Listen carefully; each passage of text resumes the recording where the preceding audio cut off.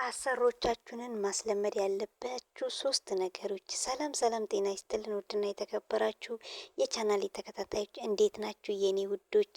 እኔ ያለው እግዚአብሔር ይመስገን። እናንተ በያላችሁበት ፈጣሪ እየጠብቃችሁ ሰላማችሁን ያብዛልኝ። እንዴት ናችሁ ታዲያ? እና ዛሬ እንግዲህ ብቻዬን ነኝ። ሰዎች ጥርግርግ ብሎ ከቤት ወጥቶልኛልና ብቻዬን ቤቱን ፋሽ ሽብርቅ እያረኩኝ ነው። እና ብቻዬን ቤት ውስጥ እጄ ብቻዬን ከማወራ ከእናንተ ጋር ባወራስ ብዬ ወደ እናንተ ሶስት ነጥቦች ይዤላችሁ ወደ እናንተ ብቅ ብያለሁኝ። እንግዲህ በሶስቱ ነጥቦች እናወራበታለን፣ እንነጋገርበታለን ማለት ነው። እና እንዴት ናችሁ? ስራ እንዴት ነው? እንዴት ይዟችኋል? እንግዲህ እኔ እንደምታዩኝ ይኸው ቤቴ እንደዚህ ፏ አርጌ ማታ ምሽት ላይ እንግዳ ይመጣል ተብዬ ፏ ሽብርቅ እያረኩኝ ይገኛለሁ።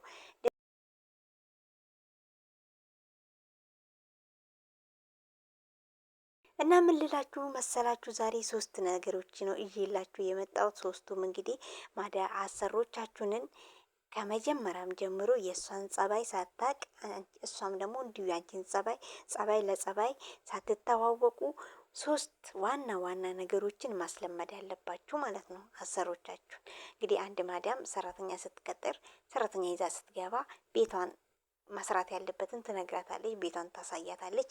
በዛ ሰዓት አንቺ ደግሞ ምን መናገር አለብሽ? ሶስቱን ነጥቦችን መናገር አለብሽ ስልሽ መጀመሪያ መናገር ያለብሽ ነገር አለ። በመጀመሪያ እንግዲህ እዛሽ ስትገባ እነሷ ቤቷን ስታሳይሽ አንቺ ደግሞ የሰዓቷን ጉዳይ መነጋገር አለብሽ ማለት ነው። ስንት ሰዓት ነው ክላስ የምገባው? ወደ እንቅልፍ የሚሄደው ስንት ሰዓት ነው ጠዋት የምነሳው ብለሽ ሰዓትሽን በደንብ መጠየቅና ማወቅ አለብሽ። ምክንያቱም ዛሬ ላይ ገና የእሷን ጸባይ ሳታቅ እሷም ደግሞ ያንቺን ጸባይ ሳታቅ ይሄን ነገር ካስለመርሻት ነጌ ላይ ሌላ ንዝነዛ ውስጥ አትገቡም ማለት ነው። እና እንግዲህ እነሱ ሰዓትሽን መጠየቅ አለብሽ። ስንት ሰዓት ተኛለሁ፣ ስንት ሰዓት እነሳለሁ፣ ስንት ሰዓት እሰራለሁ ብለሽ ሰዓትሽን መጠየቅ አለብሽ ማለት ነው። ምክንያቱም ሰዓትሽን የማታቂ ከሆነ እሷ በፈለገች ሰዓት ነው የምታሰራሽ ማለት ነው። እነሱ እንደምታውቂ ነው 24 ሰዓት እንደምታውቋቸው ነው። 24 ሰዓት ብንሰራላቸው ጠገብን አይሉም፣ የእኛን ጉልበት አይጠግቡምና እኛ ግን ደግሞ ሰዓታችንን ማስከበር አለብን ማለት ነው። እና ክላስ ስንት ሰዓት ነው የምገባው፣ ጠዋት ስንት ሰዓት ነው የምነሳው ብለሽ ሰዓትሽን ለይተሽ ማወቅ አለብሽ ማለት ነው። አሁን ላይ እንደዛ ካላረግሽ፣ ከመጀመሪያው ጀምረሽ እንደዛ ካላረግሽ በፈለገች ሰዓት ታሰራሻለች። በፈለገች ሰዓት ግቢ ተኝ ትልሻለች። በፈለገች ሰዓት ደግሞ ነይ ስሪ ትልሻለች። ከፈለገች እኩለ ሌሊት ላይ መጣ ልትቀሳቀስሽ ትችላለች ማለት ነው። እና ከዚህ ሁሉ ቀርመሽ ሰዓትሽን መነጋገር፣ በተነጋገርሻት ሰዓትሽ ስራሽን ጭረስረስ አድርገሽ ክላስሽ መግባት፣ ጠዋት በተነጋገርሻት ሰዓት መነሳት እስክትል ለማመዱ ማለት ነው። ባህሪ ለባህሪ ያው የነሱ ባህሪ ትንሽ ከባድ ነው። 1000 ዓመት ራሱ አብረናቸው ብንኖር ውስጣቸውን አናቅምና ቢሆንም የተወሰነን እስከምንተዋወቅ አህል ሰዓታችሁንን ማስከበር አለብን ማለት ነው። በመቀጠል ደግሞ ሁለተኛው በምግብ ዙሪያ አብሶ እዚህ ላይ በደንብ መስራት አለባችሁ ማለት ነው። ምግባችሁን በደንብ መብላት አለባችሁ። ጠዋት ከእንቅልፍሽ ስትነሺ ምንም አንድ ነገር ከመሬት ሳታነሺ ምግብሽን ሰርት አድርገሽ ብልት፣ ተሰራም ካለ ወስደሽ ብልት። ከዛም በኋላ ስራሽን መስራት፣ ምሳ ሲደርስ ደግሞ ምሳሽን ቁጭ ብለሽ ብልት፣ እራትሽን ብልት አድርገሽ ክላስሽ መግባት። ምክንያቱም ከመጀመሪያም ጀምሮ በቀን ቢያንስ በቀን 3 መብላትን አስለምጃት። ቁጭ ብለሽ እሷ እንኳን ዝም ብትልሽ ጠይቂያት። ቁርስሽን ያው ቁርስ ራስሽ ነሽ ሰርተሽ የምትበይው። ምሳ ሜቢ እሷ ልትሰራ ትችላለች። ካልሰራችም የፈለገችውን ነገር ትስጥሽ። ሰዓትሽ ሲደርስ ሂጂና ምሳሽን ጠይቂያት። ምክንያቱም እነሱ እኛ በላን አልበላን ጉዳያቸውም አይደለም፣ ኬርም አይሰጣቸውም። ስለዚህ እኛንን ራሳችንን ማስጠበቅ ያለብን ማለት ነው። ካለ ወስደሽ ቢ ከሌለ ደግሞ ምሳ የለም እንደ ብለሽ ጠይቂያት ባህሪ ለባህሪ እስክትተዋወቁ ማለት ነው። ከዛም በኋላ እኮ አንቺም ሰርተሽ ልትበይ ትችያለሽ። እና ለጊዜው የአሰሪሽን ባህሪዋን እስክታቂ በቀን 3 መብላትን አስለምጃት። ስራችን ድካማችን ወርደን የምንወጣው ነገር እኮ ከ3 በላይ ሊያስበላን ይችላል። ነገር ግን የእሷን ባህሪ እስክታቂ ቢያንስ በቀን 3 ብልት ማድረግን ልመጂ፣ አስለምጃት። ውሃሽን ጥጥት አድርጊ። በቃ ኖርማል አቅርበሽ ቢ ማንኛውም ማዳም ለምን በላሽ ብላ አትጠይቅሽም። ይሄ መደባበቅ ምናምን ምናምን ሳይሆን በኖርማል አቅርቢ፣ ቁጭ ብለሽ ብይ በስነ ስርዓት ማለት ነው። እና ምግብሽ ላይ ትኩረት አድርጊ። ምክንያቱም እነሱ ለእኛ ምንም እንትን የላቸውም እና ማለት ነው። እኛን ራሳችንን መጠበቅ ያለብን፣ አንቺ ነሽ ራስሽን መጠበቅ ያለብሽ።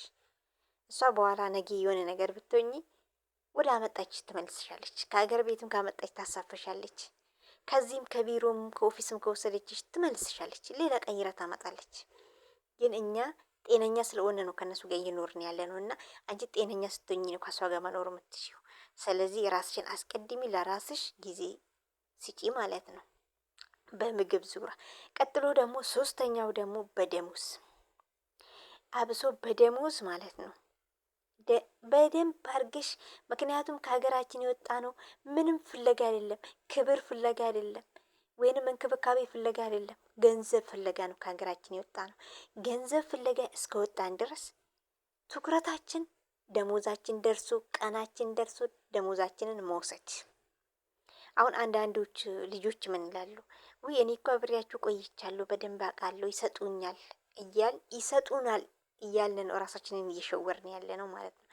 ምናችን እነኚህ ሰዎች እኮ በቃ እኔ ጉልበቴ እሷ ገንዘቧ ነው ያገናኘን እንጂ በምንም አንገናኝም። ምክንያቱም ነገ ባሰጠኝስ?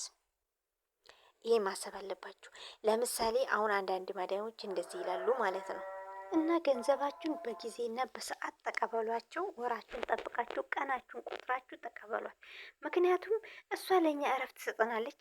እስቲ አሁን አንዳንድ ሰዎች እንደዚህ ይላሉ። አንዳንድ ልጆች ነገ ጠይቃታለሁ ከነገ ወደ ጠይቃታለሁ ብሎ ጊዜ ይሰጧታል ማለት ነው። ለምን ብላችሁ? እሷ ደክሞሻል እጂ ረፊ ትልሻለች እንዴ? 5 ደቂቃ እንኳን ከስራ ላይ ደክሞሽ እንደ ደከመሽ እያዩሽ እያየችሽ ለ5 ደቂቃ እንኳን እረፍት አትሰጥሽም። ስለዚህ ገንዘብሽና ጉልበትሽ ነው የሚያኖርሽ ከእሷ ጋር፣ እሷ ደግሞ ገንዘቧ ማለት ነው። ስለዚህ ደሞዛችሁን ቀናችሁን ጠብቃችሁ መቀበል። አሁን አንዳንዶቹ እንደዚህ ይላሉ ማለት ነው። ደሞዜ የሚወጣልኝ በ30 ነው፣ ስለዚህ በ30 ሰጥሻለሁ ትልሻለች። በ30 ስትሰጥሽ አንቺ ደግሞ እዛ ቤት የገባሽው በ20 ነው። ስለዚህ 10 ቀን አሳልፋ ልትሰጥሽ ነው ማለት ነው። ከዚህ ሁሉ 10ዋን ቀን እሳብ ሰርተሽ የ10ዋን ቀን ተቀብለሽ ከዛም በኋላ በቋሚነት በ30 ደሞዝሽን ትቀበያታለሽ ማለት ነው። እና እንደዛ አድርጋችሁ ደሞዛችሁን በስነ ስርዓት ቀኗን እየቆጠራችሁ ተቀበሉ። ምንም ነገር እንኳን ቢፈጠር ደሞዛችሁ እጃችሁ ላይ ካለ ከእሷ ጋር ጭቅጭቅ ውስጥ ሳትገቡ ወደ ቢሮ መመለስ ትችላላችሁ ማለት ነው። የሆነ እንኳን በመሀል እንኳን የሆነ ችግር ቢፈጠር ማለት ነው። እና ደሞዛችሁን በሰዓትና ደሞዛችሁን በቀናችሁ እየቆጠራችሁ ተቀበሉ። ዋና ዋና 3ቱ ነገሮች እነኚህ ናቸው። ሰዓታችን፣ ምግብና ደሞዛችን።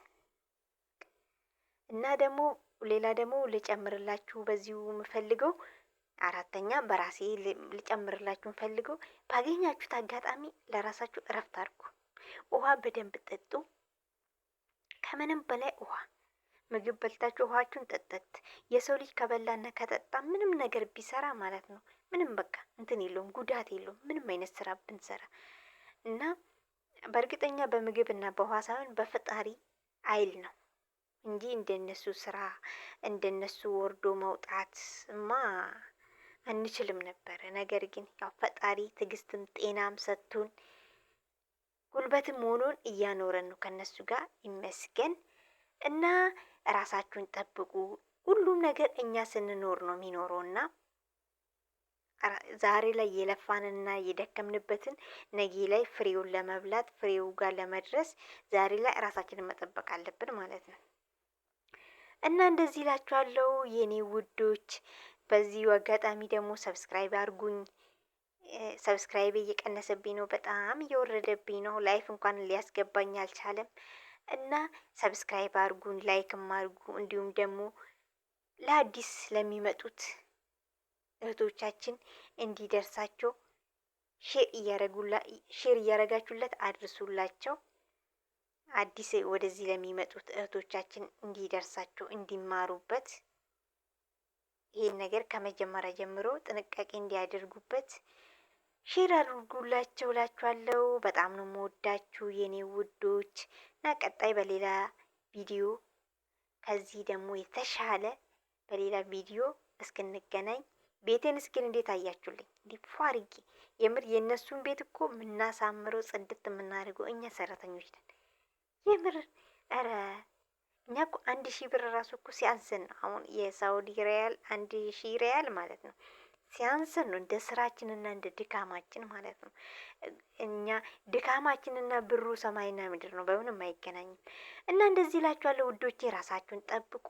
እወዳችኋለሁ። ቀጣይ በሌላ ቪዲዮ እስክንገናኝ ደህና ቆዩልኝ።